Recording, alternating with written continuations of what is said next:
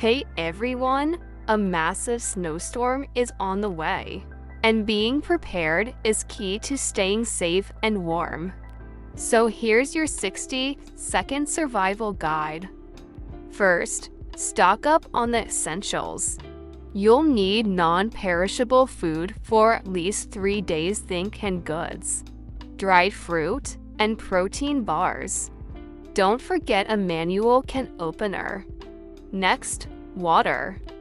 Aim for 1 gallon per person per day. Have plenty of flashlights, extra batteries, a battery-powered or hand-crank radio for updates.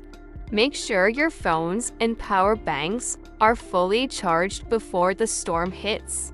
It's also a good idea to have extra blankets, warm clothing, and a first aid kit ready.